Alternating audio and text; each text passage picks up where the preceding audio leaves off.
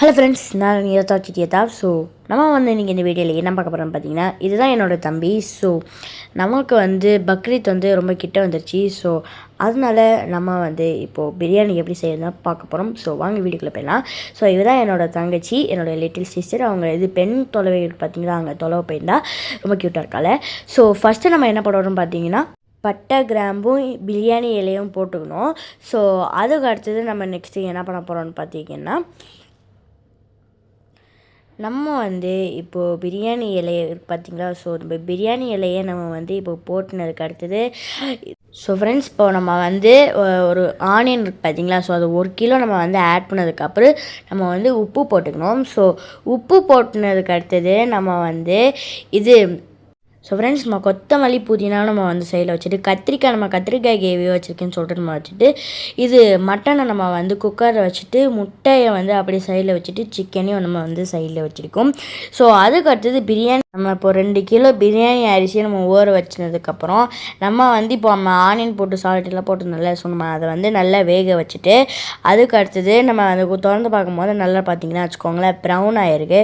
So அதுக்கு அடுத்தது இப்போ நம்ம எண்ணெய் நம்ம இப்போ என்ன போட போகிறோம்னு பார்த்திங்கன்னா வச்சுக்கோங்களேன், மிளகாய் இருக்குது பார்த்திங்களா. ஸோ நம்ம மிளகா பவுடரை நம்ம எடுத்துகிட்டு அப்படியே இது நம்ம தூளை போட்டுனதுக்கு அடுத்தது. ஸோ ஃப்ரெண்ட்ஸ், நம்ம இஞ்சி பூண்டு பேஸ்ட்டு போட்டுட்டு நல்லா கிளறிக்கோங்க.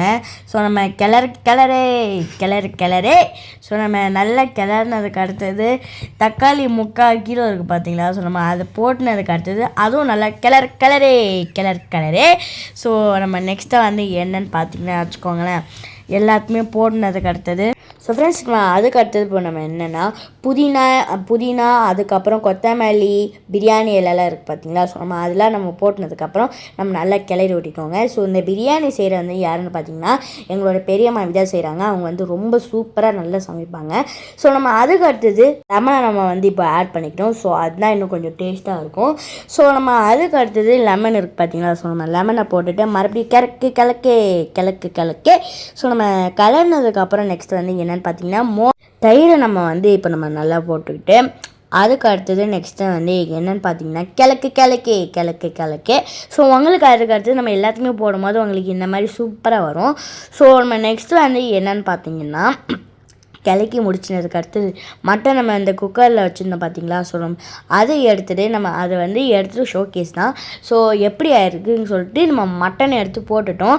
ஸோ நம்ம மட்டன் எடுத்து போட்டது அதையும் சேர்த்து கிளக்கு. ஸோ நெக்ஸ்ட்டு என்னென்னு பார்த்தீங்கன்னா வச்சுக்கோங்களேன், கிளக்கிக்கிட்டே இருக்கும். என்ன சொல்கிறதுனே அவ்வளோவா எனக்கு தெரியல. ஓகேங்களா. ஸோ அதுக்கு அடுத்தது நம்ம இப்போ நெக்ஸ்ட்டு என்னென்னு பார்த்தீங்கன்னா, ஸோ ஃப்ரெண்ட்ஸ், நீங்கள் பிரியாணி ரைஸ் நம்ம ஊற வச்சோம்ல. ஸோ அந்த பாத்திரம் அளவுக்கு தண்ணி இருக்கும்ல. ஸோ எவ்வளோ அளவுக்கு தண்ணி இருக்கோ நீங்கள் அதை ஊற்றிக்கோங்க. இல்லை கம்மியாக இருக்குதுன்னு கேட்டிங்கன்னா இன்னும் கொஞ்சம் 2 கப்பு எடுத்துக்கோங்க. ஸோ நம்ம அதுக்கு அடுத்தது அந்த ஊற வச்ச பிரியாணி ரைஸ் இருக்குல்ல.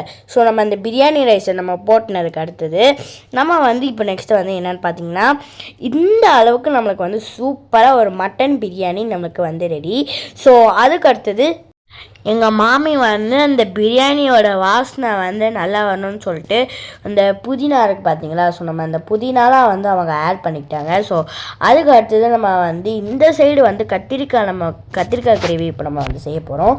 நம்ம வெங்காயம் தக்காளி கத்திரிக்காய் எல்லாமே நம்ம வேக வச்சுனதுக்கு அடுத்தது இப்போ மசாலா போட்டுட்டு, அதுக்கு அடுத்தது நெக்ஸ்ட்டு என்னென்னு பார்த்தீங்கன்னா, தக்காளி நம்ம நல்லா அரைச்சி நம்ம ஊற்றுக்கணும். ஸோ அதுக்கப்புறம் மறுபடியும் கிழக்கு.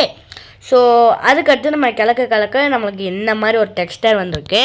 ஸோ நெக்ஸ்ட்டு என்னென்னு பார்த்தீங்கன்னா, நம்ம வச்சுருந்த பிரியாணி பார்க்கவும் ரொம்ப சூப்பராக இருந்துச்சு, வாசனம் ரொம்ப சூப்பராக இருந்துச்சு. ஸோ சாப்பிடும் போது ரொம்ப டேஸ்ட்டாக இருக்கும்.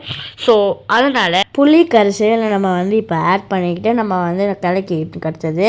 நம்ம இப்போ வேர்க்கடலையும் எள்ளும் நம்ம நல்லா வறுத்துட்டு, அதாவது அரைச்சிட்டு அது இது பொடி மாதிரி ஆகிட்டு நம்ம இப்போ தூவி விட்டுட்டு நம்ம நெக்ஸ்ட்டு என்னென்னு பார்த்தீங்கன்னா, சால்ட் இருக்குது பார்த்தீங்களா. ஸோ நம்ம சால்ட்டை போட்டுனதுக்கு அடுத்தது நம்ம மறுபடியும் வறுத்துக்கணும். ஸோ வறுத்துனதுக்கப்புறம் இந்த சைடு என்னென்னு, ஸோ சிக்கனில் என்னென்னு பார்த்தீங்கன்னா, கருவேப்பிலை நம்ம ஆட் பண்ணதுக்கு அடுத்தது நம்மளோட பொரிச்ச சிக்கன் வேறு லெவலில் ரெடி ஆகிடுச்சு.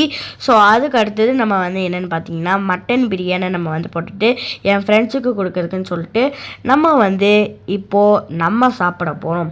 ஸோ நம்மளோட சூப்பரான மட்டன் சிக்கன் அதாவது mutton biryani very very ready.